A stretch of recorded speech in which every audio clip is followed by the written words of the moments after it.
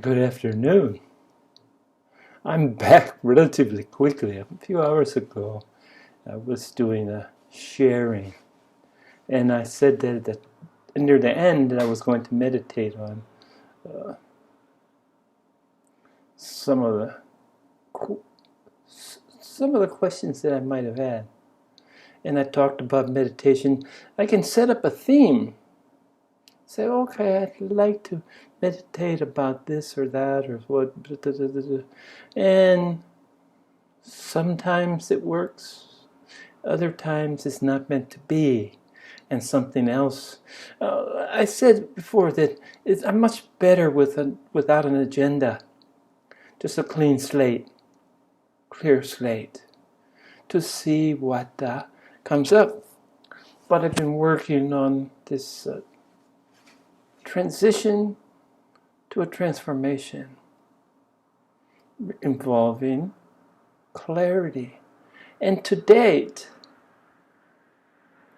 I've only been privy, only been aware,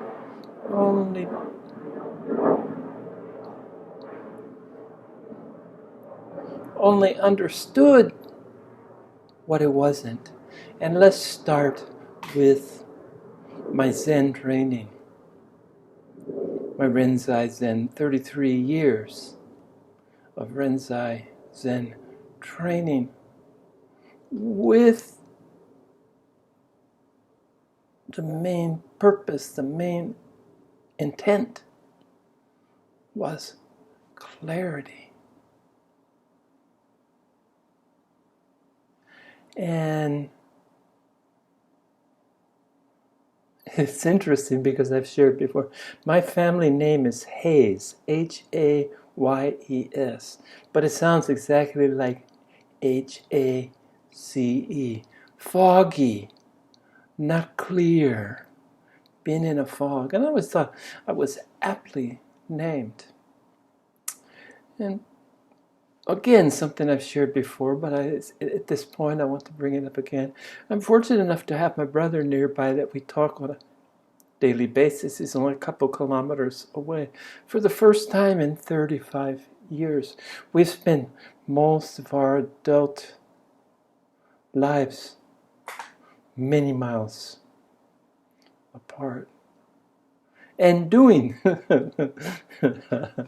very different things. My brother's always been interested in, he's a merchant, he's a shopkeeper, and he loved surfing, so he made that his calling. And he's quite accomplished at it. And even today, when he came here a couple of years ago to retire, he finds himself with a shop once again, but a shop, a more intelligent location for the shop. He has the shop on the first floor of his building, and he lives on the second and third floors.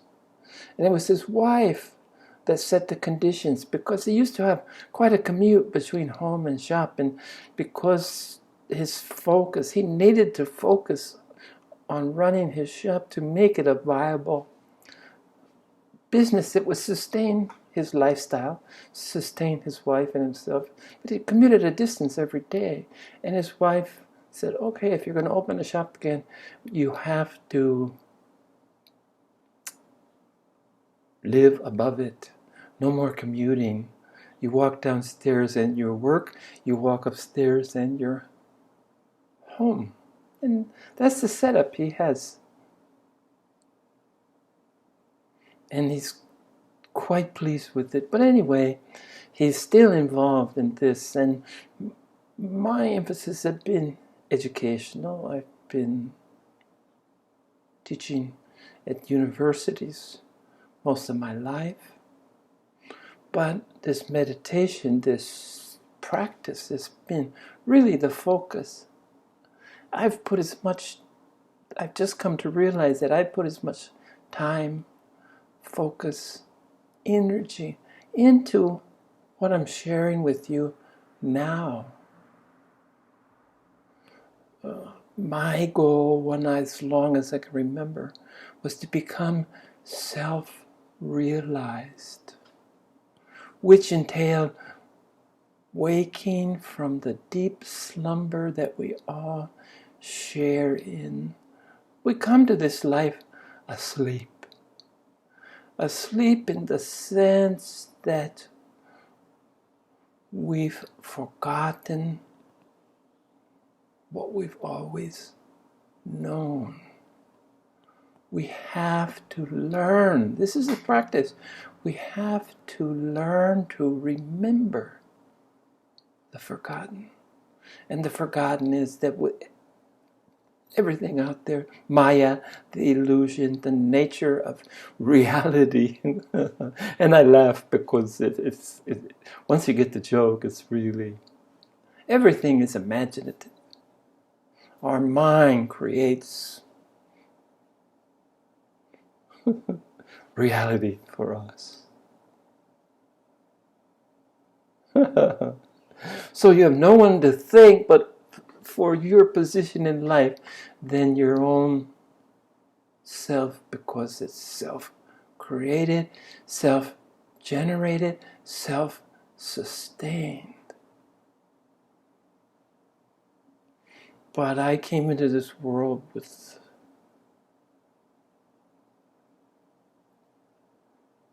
this longing. I could taste it. I could hear this. At times I could hear the song of the universe. I could feel that I was missing being connected to the spirit, to the allness that which is us and everything else. So I had this longing and this, when something's on the tip of your tongue and you're trying to remember it, it's just not coming. That's how I always felt. Something was there, but I couldn't understand it. I couldn't express it. I couldn't articulate it. But again, going back to my brother, this dedication that we both have in common. So being together as adults has given us the opportunity to, number one, laugh about the differences and laugh about some of the same similarities that must have come from early childhood. But right now, Colleen, my better half, the love of my life, my wife, is up in Taipei. And she pretty much spends... Taipei is about 2.5-hour train ride from here. But it's another world apart. Taipei is a city, where I am is the countryside. And she was born in... A good part of her life was spent in Taipei, even though she was fortunate enough to go to Holland at the age of 9 and then stay in Europe and get her master's degree, all the way up to her master's degree in biotechnology in Great Britain.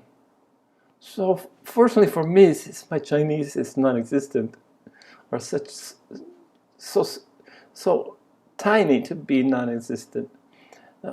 English is her first language, and that saves us from a lot of other marriages that I see in Taiwan, where the communication isn't between a Taiwanese and a foreigner. Isn't exactly, they're not on the same page because language, tradition, custom, family, all make a difference. So it's good that English is just like her first language. And I'm lucky that she's also speaks and writes Chinese, so she can help me a lot of the times. But so I'm by myself. That's the point. I'm by myself quite a lot. Well, I do have 2 kitties, big kitty and little kitty, that keep me good company. Keep me on the straight and narrow. They'll come and tell me it's feeding time. It's time to play. It's time to brush me. So they kind of keep me on some semblance of a schedule, because as I'm retired and without my better half here, it would be pretty easy to kind of fall into an anarchy of sleep when I want, eat when I want, wake when I want, do whatever it is I want to do whenever I want to do it. And essentially I do that, except I think it's important for me to keep some semblance of a schedule. So I'm an early bird, so I like to go to sleep early. Sometimes too early. 7 o'clock in the evening might be too early. But I don't really sleep immediately. I like to settle down and read my Kindle, read my ebooks, read for a couple hours and then just fall asleep. That's my MO. Anyway, I had occasion to share with my brother, and so this big transition is I'm keeping it to myself, other than when I'm sharing on the online, sharing with you, and I was trying to explain to him that how all my life I can remember my mind being so busy, and I can remember being able to see so many sides of an argument, so many sides of so many different positions, and say, yeah, they're right, they're right, they're right. And sometimes that hampers decisions, except especially in the decisive sense that we value. Make a decision, stick to it. What do you want to do with your life? How are you going to, step by step by step, get there?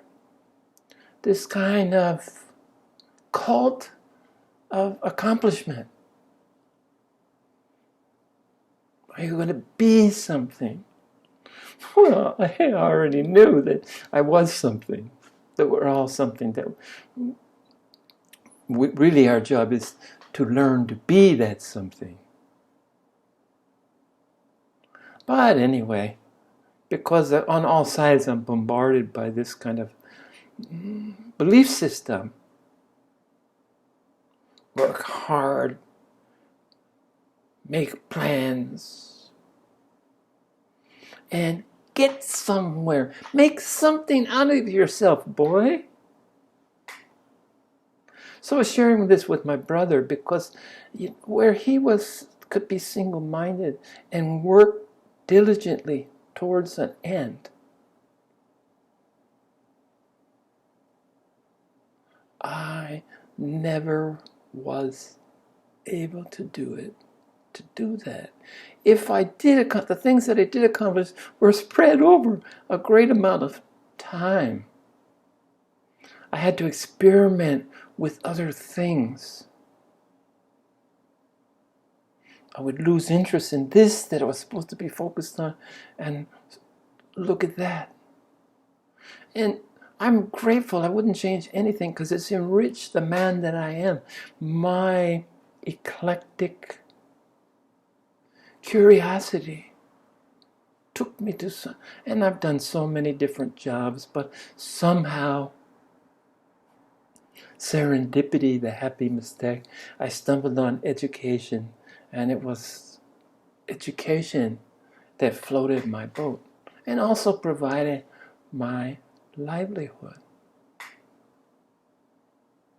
It's allowed me to go to different places and have a job in a, I like the university environment.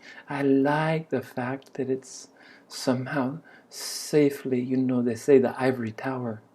Well, I like being in the ivory tower because it gives you a good view, a good perspective on down there, on the madness most times that's going on. And much to my dismay, that same madness would infect the ivory tower. People had ambitions about being deans and the forcing of you to publish, and even the rigors of attaining advanced degrees all entailed the same Protestant work ethic that we were endowed with, simply to support the rich people, to make their stuff, to buy their stuff, to consume their stuff. We became slaves, and then they gave us this system that made us feel guilty if we dared not fully participate in their desired activities and behaviors that was most conducive to making them richer. Here, I've said it. This is the controlling factor of most of our lives. So anyway, I was sharing this, and he's always known, he's always told me, well, make a decision, choose something. What do you want? He would ask me all the time. Even recently, I'm thinking of something that I want to start paddling and building up my upper body. I can't make my mind. Do I want a stand-up paddleboard? Do I want a longboard? Do I want a kayak? And because he's an expert in this field, and I share with him, he says, finally, an exasperation. But in his defense, it was hot, and he was tired. And he said, make up your mind. As if that's the simplest thing in the world to do. Well, unfortunately, I think fortunately, making up my mind has never been as forthright and as simple as most would have it. Make up your mind and stick to it. Make a decision and stick to it. Blah, blah, blah, blah, blah, blah, blah. Nose to the grindstone, boy. But anyway, this is a long way of sharing. I was sharing this idea that of being on the cusp of clarity. And of course, just as I don't know anything about, I know the rudimentaries. I grew up surfing, and I have a love for surfing, but I don't know anything about the industry or improvements or changes, or I've watched them occur, but it hasn't been all that important to me. And so he was, make up your mind. Anyway, I was sharing this monumental transition, heading towards a transformation, maybe one of the biggest of my life. I was sharing it with him. And when I started talking about, all the noise in my mind, the next day after he sat on it, he mentioned my son, who's autistic. And the neurologists tell me that my son, that back here, that our system is designed to filter out 99.9 of the bombardment, the neutrinos, the bombardment of information, the bombardment of the universe. That we're designed to filter out 99.9% so that we can function. Well, the neurologist told my son that he guessed that my son, this is neurons, the combination of chemicals in your body and the nervous system, the central nervous system. And he guessed, an educated guess, that my son was probably receiving 10% of everything that his body was only able to protect him, to buffer 90%.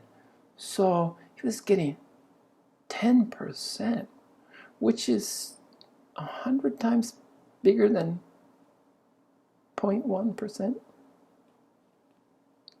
Anyway, it's a substantial, and he just couldn't cope with the onslaught. He was always in his other world, his own world. And he never chose to verbally communicate although he's able to get his point across. He's able to let you know what he wants. But my brother said, well, maybe there's some relationship. He just said, had dawned on him that maybe there's some relationship between my condition and having it contributed to my son's condition. So what he was telling me in the nicest way possible is that I might be autistic, or at least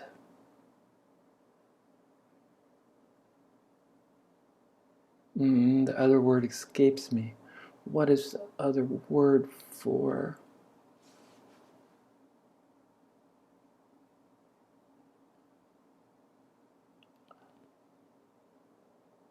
Asperger's syndrome? And maybe that's so. I won't hide from him. I was always curious, where this... I never asked why, because why ask why? It was the will of the universe that my son was born this way. I remember once when he had a tendency just to wander off. He was fearless, and he's a little guy, and he wandered off. And in the neighborhood, there was a Tibetan monks had rented a big old wooden house together, and I could hear my son laughing. He loved to laugh. He was always laughing. And I could hear him thumping up and down. He loves to repetitive noises. He's going up and down the stairs inside this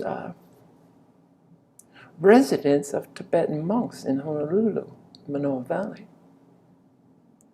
And I came in, and they were some were meditating, some were cleaning, and no one was paying particular attention. Just that, there's this young boy in our house, and good for him. And they just let him run up down the stairs and make his pounding noise and his laughter. And one of the monks came to me. I said, my son, sorry, I'm so sorry. And he said, oh no, he has the spirit of a wild deer. And I thought that was almost like it was a blessing, a benediction.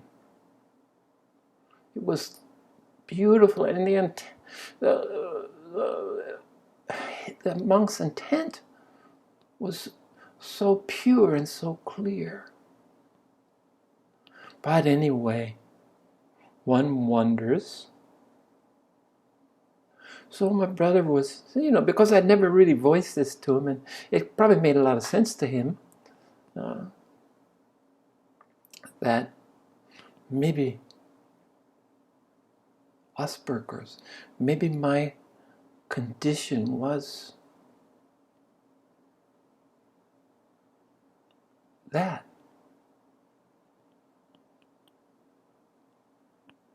And maybe he's thought that, but he's never voiced it before. Okay? And as soon as he said that, I knew that while it might be true, it just didn't matter. I am who I am. And my process was really not based on confusion.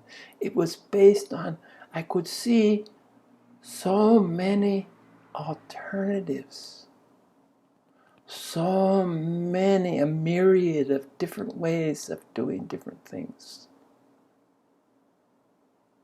Okay, so this was gifted to me. This is something I've sat on and meditated in the course of a week since we had this conversation. But what became glaringly clear is my brother has absolutely no idea what clarity is. And it's ironic to me because I had to reflect. Now I've been in the process of discovering what it isn't. I'm in a process of eliminating things so that I can closer to unlocking so I can get closer to getting the key that will unlock, that will lead me to the complete transformation into a state of clarity. Now, I talked about my Zen training and how that learning, trying to discipline my mind, to silence my mind, that clarity came when the mind was silent. Well, I discarded that through process of elimination. It just didn't work for me. The mind was a constant. But in the process, I studied the mind and learned about the monkey mind. I learned about proper usage of this wonderful tool that I've been gifted with. How to use it. It's not a decision-making.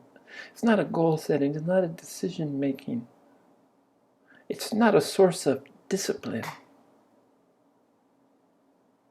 But it is great at processing. As I've said again and again, sorting, filing, storing, and then ultimate access. And I know what I need to know when I need to know it. That's my access. But, so I talked about one thing. It's not through silencing the mind. And then I talked about seeing. Seeing is not about clarity, is not being able to see to the bottom of the pool, to the calm pool, or to see past the horizon. Clarity is not about seeing. But as I sat down to meditate, guess what? Hit me, and hit me hard. The most critical element of what clarity isn't. I had completely failed to see. I had neglected it. And that is that clarity has anything to do with thinking. Clarity, today's sharing, the second sharing of the day, clarity is not about thinking. So there's the third thing that it's not. But if anything inspired me to seek clarity, it was about thinking. I wanted to think clearly.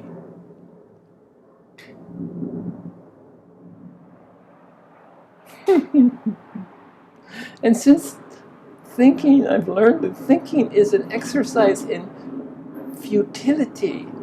You can look at it as an exercise for your brain to keep it vital, to keep that organ vital. But as a source of anything that's decisive, anything that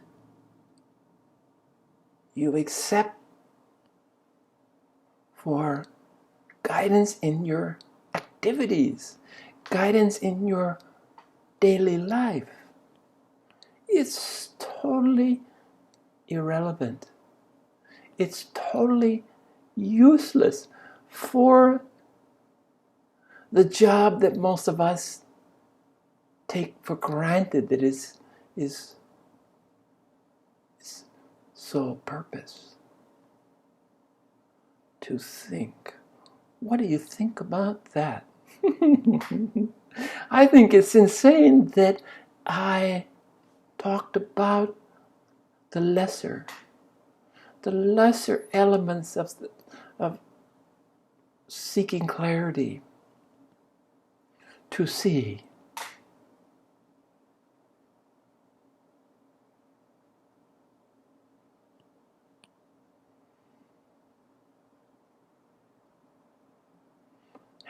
absolutely, it has just as little to do with what clarity was about being a state that by silencing your mind you could reach this. Clarity was your reward for silencing your mind. And if you couldn't do it, you weren't disciplined enough and you were a failure. And that's how I felt after those years. I felt a total failure until I just was liberated by giving it up, letting it go. Once I let it go, my practice took off. Once I let it go, I could really see the precipice that I had to, in blind faith, jump off.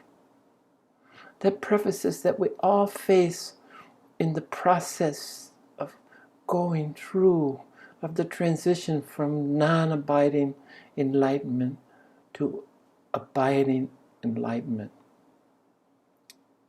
In addition to losing all sense of self, then you had to face the precipice, face the cliffside, bottomless cliffside, just clouds down there. Jump down, only to find out that you're 100% on your own. No one's down there to catch you. No one's down there to encourage you, to support you. You're on your own. Well, just as you always have been. But this is when you really feel that aloneness. And it took the first couple of years, I was lost.